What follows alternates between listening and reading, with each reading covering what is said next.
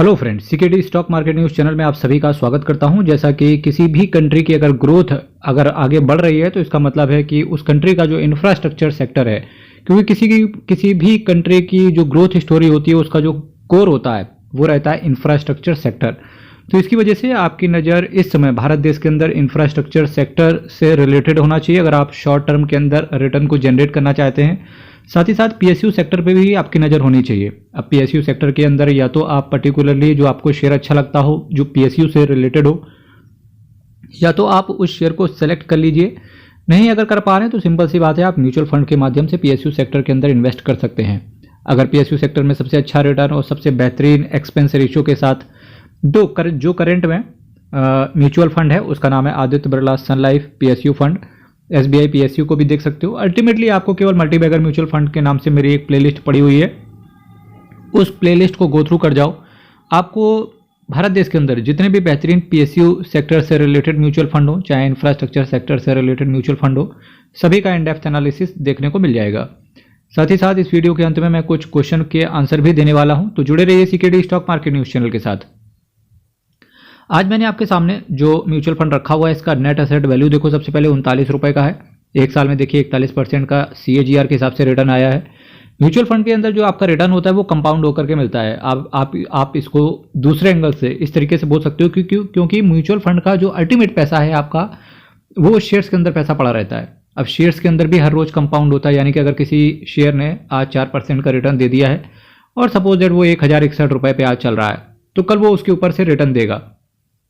तो चूंकि शेयर अगर आपका कंपाउंड कर रहा है तो इसी वजह से म्यूचुअल फंड भी अल्टीमेटली कह सकते हैं कि म्यूचुअल फंड के अंदर भी कंपाउंडिंग चलती है। 3 साल में देखिए 35% का CAGR आया है, जबकि मैं बार बार बात कर रहा हूँ, इसका मतलब है कंपाउंड एनुअल ग्रोथ रेट। 5 साल में 19% का CAGR आया है, मैक्सिमम 17% का CAGR आया है। मेरे जितने भी इंफ्रास्ट्रक्चर सेक्टर से रिलेटेड वीडियो आप देख रहे होंगे उसमें आप पाएंगे कि मैक्सिमम जो CAGR इंफ्रास्ट्रक्चर सेक्टर से रिलेटेड निकल के आ रहा है वो कम आ रहा है। पर वहीं अगर आप 3 साल हो चाहे 1 साल हो, इस तरीके के रिटर्न अगर आप कंपेयर करने की चेष्टा करेंगे तो वहाँ पर आपका 30, 35, 40% के आसपास का CAGR बना के दिया है। ये सिंपल सी बात है कि 2019 के बाद से दुनिया दूसरे नज़रिए से देख रही है अपने आप को, और इसमें भारत की जो ग्रोथ स्टोरी है वो पूरे विश्व की निगाहें इस समय इंडिया के ऊपर हैं। क्योंकि चाइना +1 का ऑल्टरनेट हो, चाहे पूरी दुनिया को एक जो मैसेज है शांति का वो केवल इंडिया से मिल सकता है। और डेफिनेटली जिस तरीके की हमारी जो मिनिस्ट्री है इस समय जो काम कर रही है तो पूरी दुनिया बेहतरीन इस चीज़ को देख भी रही है, और ग्रोथ स्टोरी तो आपको भी नज़र आ रही होगी, चाहे वो स्टॉक मार्केट के अंदर हो, चाहे वो इंफ्रास्ट्रक्चर के अंदर हो, चाहे इस समय पॉजिटिव एनवायरनमेंट किसी भी इंसान के अंदर हो। ठीक है, तो इस वजह से बोलेंगे आपसे कि शॉर्ट टर्म में बहुत अच्छा रिटर्न आपको जो ये सेक्टर वाइज या जो थीम बेस्ड कैटेगरी के म्यूचुअल फंड्स होते हैं शॉर्ट टर्म में बहुत अच्छा रिटर्न डिलीवर करके दे पाते हैं। क्योंकि इस तरीके के म्यूचुअल फंड क्या होते हैं ना, अल्टीमेटली गवर्नमेंट की पॉलिसीज के ऊपर डिपेंड करते हैं। गवर्नमेंट चेंज होगी तो सिंपल सी बात है दूसरी गवर्नमेंट किसी और पॉलिसी के साथ आएगी तो उस समय वो सेक्टर बढ़ता है। इसी वजह से बोलते हैं कि एक स्पेसिफिक टाइम पीरियड में एक स्पेसिफिक थीम ही चलती है। एग्जाम्पल के तौर पर US में जो बाइडेन की सरकार है तो देखिए टेक्नोलॉजी सेक्टर कितना ज़्यादा घिसा पिटा है इस समय। इन्फोसिस देखो 1400-1500 के आसपास घूम रहा है, विप्रो देख लो, TCS देख लो, तो काम नहीं कर रहे हैं। जैसे ही जो बाइडेन की सरकार जाएगी TCS जो ये इंफ्रास्ट्रक्चर सेक्टर जो ये टेक्नोलॉजी सेक्टर रहेगा ये वापस से दौड़ना स्टार्ट कर देगा। तो आप देख रहे हो किस तरीके से गवर्नमेंट जब चेंज होती है तो किस तरीके से चेंज होते हैं। इसी वजह से बोलते हैं कि जो थीम बेस्ड कैटेगरी के म्यूचुअल फंड्स होते हैं इनमें शॉर्ट टर्म में अच्छा रिटर्न आता है, और जब आपको रिटर्न मिलने लगे तो धीरे धीरे प्रॉफिट की बुकिंग करते रहिए। ठीक है, इस म्यूचुअल फंड के अंदर वैल्यू रिसर्च ने 3 आउट ऑफ 5 रेट किया हुआ है। गौतम भोपाल एंड वेणुगोपाल मंगल साहब आपके पैसे को मैनेज करके चल रहे हैं, यानी कि ये 2 फंड मैनेजर हैं। 3 महीने में 7.85% का एब्सोल्यूट रिटर्न आया है, 6 महीने में 25% का, 1 साल में 41% का, 3 साल में पैसा डबल हो गया, 5 साल में 147% का, 10 साल में 554% का रिटर्न इन्होंने बना के दिया है। रिस्क म्यूचुअल फंड के अंदर आपका वेरिया रहता है, इस चीज़ के बारे में आपको पता होना चाहिए। HSBC infrastructure fund direct plan growth से रिलेटेड बात करके चल रहा था आज मैं आपके सामने। HSBC बहुत ही बेहतरीन भारत देश के अंदर AMC है, और इसी के इंफ्रास्ट्रक्चर फंड की मैं बात कर रहा हूँ। 1810 करोड़ का इसका सेट साइज भी है, 1.07% का आपसे एक्सपेंस रेशियो चार्ज करके चल रहे हैं। अगर आपको किसी इंफ्रास्ट्रक्चर ऐसे सेक्टर में इन्वेस्ट करना है जहाँ पर एक्सपेंस रेशियो 1% से कम हो और रिटर्न भी अच्छा हो, तो इस वजह से आपको क्वांट के इंफ्रास्ट्रक्चर फंड को देख सकते हो। या फिर आप अदर इंफ्रास्ट्रक्चर फंड को देख सकते हो। बस सिंपल काम आपको एक करना है, मल्टीबैगर म्यूचुअल फंड्स के नाम से जो प्लेलिस्ट पड़ी हुई है, प्लेलिस्ट को स्क्रॉल कर जाओ, आपको हर चीज़ मिल जाएगी। 2.12% का ये कैश होल्ड करके चल रहे हैं। Nifty infrastructure total return index को ही बेंचमार्क की तरह फॉलो करते हैं। प्लान आपका ग्रोथ है, एक साल के अंदर निकलने की कोशिश करोगे। 10% से ज़्यादा के अगर आप यूनिट बेच दोगे तो इस केस में आपसे 1% का अलग से एग्जिट लोड आएगा। अब बात करेंगे किन किन सेक्टर्स के अंदर आपका पैसा पड़ा हुआ है। तो देखिए, capital goods, construction, energy, metals and mining, material, communication, consumer staples, diversified consumer discretionary, ये कुछ सेक्टर हैं जहां पर इन्वेस्टर्स का पैसा पड़ा हुआ है। L and T, NTPC, Bharat electronics, UltraTech cement, Reliance Industries, Bharti Airtel, Finolex cable, Ramco cement, ABB India, KEC international, HG infra, Century textile, Kirloskar oil engine, Kennametal India, VRL logistics, Grindwell Norton, Polycab India, Carborundum Universal, Brigade Enterprise, KEI Industries, Aegis logistics, Birla corporation, PNC Infratech, ये सारे share हैं जहां पर investors का पैसा पड़ा हुआ है।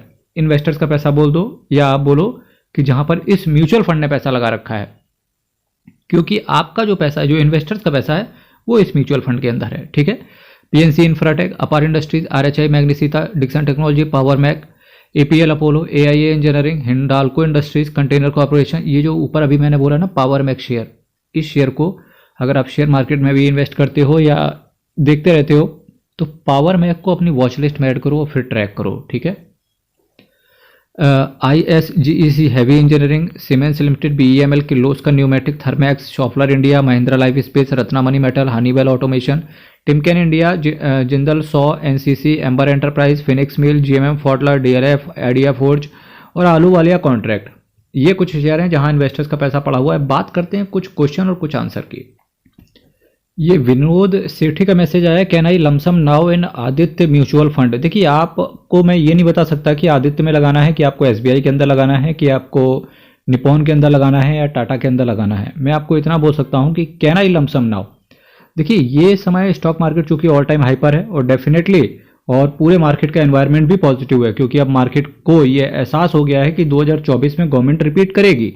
ये भाई सामने बोल दो या बैक फुट पे बोल दो, बिल्कुल बात तो मार्केट ने तो यही सोच रखा है, इसीलिए मार्केट ऊपर है। क्योंकि 3 राज्य के स्टेट से मार्केट ने ये भांप लिया है कि 2024 में फिर से पलटने वाला है पासा, तो इस वजह से मार्केट तो ऊपर है। ज़्यादा करेक्शन भी देखने को आपको नहीं मिल रहा है। लोग पॉजिटिव थे कि भाई 25 दिसंबर के पहले मार्केट गिरना चाहिए, तो देखेंगे किस तरीके से गिरता है कि नहीं गिरता है, क्योंकि अभी FIIs प्रॉफिट बुक कर सकते हैं, पर FII शायद इंडिया के अंदर हम ना करें। अगर करना भी होगा तो उन्हें या तो वो US के अंदर करेंगे या वो अदर कंट्रीज़ के अंदर बुक करेंगे और पैसा इंडिया के अंदर लेकर के आएंगे। अगर मार्केट गिरता है तो एक अपॉर्चुनिटी होगी। लमसम भाई मार्केट कहीं ना कहीं एक ऑल टाइम हाइपर है, तो ऐसे समय पर लमसम करने से बचना चाहिए। SIP के माध्यम से इन्वेस्ट करो। अगर आपका पैसा कुड़कुड़ा रहा है कि नहीं यार रखना नहीं है, मार्केट पूरा निकलता चला जा रहा है हाथ से, तो ऐसे समय आप लमसम माध्यम सही नहीं रहेगा, SIP माध्यम ज़्यादा सही रहेगा। और आप अपने हिसाब से म्यूचुअल फंड देख लीजिए कि आपको कौन सा म्यूचुअल फंड सूटेबल रहेगा आपके लिए। इसके लिए सिंपल सी बात है, प्लेलिस्ट को आप विजिट करो, या तो आप उस तरीके से देख लो, या आप एक काम करो, अपने फाइनेंशियल एडवाइजर से पूछ लो कि आपके लिए कौन सा म्यूचुअल फंड बेस्ट रहेगा। जो नेक्स्ट कमेंट है विनोद सेठी का है, sir best PSU bank mutual fund बता दो, SIP करूं या लमसम। देखिए, PSU बैंक म्यूचुअल फंड इन्होंने पूछा है, PSU बैंक म्यूचुअल फंड। इसके लिए सिंपल सी बात है, मल्टीबैगर म्यूचुअल फंड्स के नाम से प्लेलिस्ट पड़ी हुई है, आप वहां पर देख लेंगे जितने भी बैंकिंग स्टॉक्स के अंदर जो म्यूचुअल फंड के अंदर जिनका पैसा जाता था, तो वहां पर मैंने बताया हुआ है banking stock, banking and financial sector से रिलेटेड जो टॉप पर म्यूचुअल फंड्स हैं। अगर PSU बैंक से बात करेंगे तो ये PSU बैंक लिखना तो गलत हो जाएगा। PSU वाले म्यूचुअल फंड के अंदर अगर आप देख सकते हो तो Aditya Birla sun life top पर है, SBI PSU को भी देख सकते हो, HSBC के PSU को भी देख सकते हो, अदर PSU को भी देख सकते हो। प्लेलिस्ट को विजिट करो, अभी रिसेंटली ही मैंने वीडियो डाले हुए हैं सारे। सर क्या इस फंड में लमसम हो जाएगा कोटक स्मॉल कैप? लमसम यार ले तो रहा है कोटक स्मॉल कैप, दिक्कत क्या है ओम प्रकाश जी? कोई दिक्कत आ रही है तो बताएं, वापस से कमेंट करें। क्या लिखा हुआ है CKD सर एक लार्ज कैप फंड बताएं 2000 का SIP करना है प्लीज़। देखिए सोपन कुमार जी, इस तरीके से तो एडवाइस नहीं देंगे क्योंकि सेबी की सख्त गाइडलाइंस है, और गाइडलाइंस तो खैर दरकिनार कर देते हैं, क्योंकि जितनी मेरे पास डिग्रियां हैं आई थिंक सेबी भी क्या ही बोलेगा, क्योंकि शुरुआत से आज तक मेरे पास फाइनेंस की ही सारी डिग्रियां हैं। ठीक है, फिर भी सेबी का चूंकि एक कर्तव्य है भारत देश के अंदर सभी इन्वेस्टर्स के हितों की रक्षा करना, और मैं भी ये मानता हूँ कि वो स्टेप बिल्कुल सही है, क्योंकि जब आप बहुत ज़्यादा, जब आपको नॉलेज हो जाता है फाइनेंस का, तब आपको यही यही एक चीज़ आता है जो सेबी आज की डेट पे कर रहा है। अगर मैं सेबी की जगह होता तो मैं भी वही करता। देखिए, एक लार्ज कैप फंड बताएं 2000 का, मैं सपोज दैट आपको कोई बता भी दिया, कल को वो लॉस हो गया, क्या हो गया, तो इसके लिए आप अपने फाइनेंशियल एडवाइजर से पूछें कि लार्ज कैप फंड, आपको पता है कि आपको लार्ज कैप में पैसा डालना है, कौन सा फंड है, इसके लिए आप अपने फाइनेंशियल एडवाइजर से पूछना। क्योंकि पॉसिबल है किसी के लिए क्वांट का लार्ज कैप फेवरेट अच्छा रहेगा, किसी के लिए एसबीआई का लार्ज कैप अच्छा रहेगा, किसी के लिए कोटक का लार्ज कैप अच्छा रहेगा। तो ये आपके लिए, आपसे अच्छा आपके लिए पास से एक फाइनेंशियल एडवाइजर ही आपको बता पाएगा, अगर वो अच्छा फाइनेंशियल एडवाइजर है तो। वैसे रिसर्च करते रहिए, अच्छा फाइनेंशियल एडवाइजर भी आपको मिल ही जाएगा। तो देखिए, लार्ज कैप कैटेगरी में आप इन्वेस्ट करने से, एक चीज़ मैं बोलूँगा, लार्ज कैप कैटेगरी में कहीं ना कहीं इन्वेस्ट करने से मुझे ऐसा लगता है कि उन्हें इन्वेस्ट कर देना चाहिए इंडेक्स फंड में। ठीक है, नहीं करना चाहते तो एक फ्लेक्सी कैप कैटेगरी का फंड होता है, आप वहाँ पर भी चले जाएंगे तो कोई दिक्कत नहीं है। तो आपको तीन कैटेगरी के म्यूचुअल फंड्स का रिव्यू देखना है, एक फ्लेक्सी कैप कैटेगरी के, एक लार्ज कैप कैटेगरी के, और तीसरा इंडेक्स फंड का। इसके बाद आप अपना डिसीजन स्वयं लेना कि आपको करना क्या है। किशोर मिश्रा जी का मैसेज आया, large cap not required, go with multi cap, और ज़्यादा डर है तो फ्लेक्सी कैप। इनका भी कहना सही है। स्वपन कुमार जी का नेक्स्ट मैसेज है, great information security sir, thank you sir. XIRR क्या होता है? देखो भाई, पता है XIRR बोलते हैं ना लोग, मुझे नहीं लगता यार उसका कोई इतना रेलिवेंसी। हाँ, होता है extended internal rate of return, जब आप डिफरेंट डेट पे SIP करते हो तो वहाँ पर XIRR को देखना चाहिए। क्या फ़र्क पड़ता है यार, अल्टीमेटली अगर मैंने 500 रुपये लगाया है तो 500 रुपये एक महीने बाद 600 रुपये बन रहा है कि 550 बन रहा है कि वो 480 बन रहा है, इस चीज़ से मैटर करता है। तो सिंपल सी बात है, आपके पास ग्रो ऐप है तो ग्रो ऐप में, अगर मुझे ठीक से याद है तो डैशबोर्ड पर जाइएगा, डैशबोर्ड में आप वहाँ पर जो आपका रिटर्न है ना उसी पर क्लिक कीजिएगा। एग्जांपल के तौर पे अगर आपका 2000 रुपये दिख रहा है XYZ म्यूचुअल फंड के अंदर, उसी 2000 पे टिक कीजिएगा तो अल्टीमेटली आपको दिखा देता है कि कितना परसेंटेज बढ़ा है, कितना रुपये आपका बढ़ा है। बस वही आपका असली रिटर्न है, उसी पर आपको फोकस करना चाहिए। अब यहाँ पर तापस रंजन का मैसेज है, please discuss about Kotak multi cap fund for long term view. Hope so कि आपका आंसर मिल गया होगा, क्योंकि कोटक मल्टी कैप का फंड का भी रिव्यू मैंने डाल दिया है चैनल पर, आप देख लीजिएगा। चलिए, यहीं से वीडियो को विराम देंगे। अगर आपके अंदर कोई डाउट आ रहा है तो उसको कमेंट में रखिएगा। हर हर महादेव, अयप्पा शरणम, हरि शरणम। अच्छे से इन्वेस्ट कीजिए, सोच समझ के इन्वेस्ट कीजिए।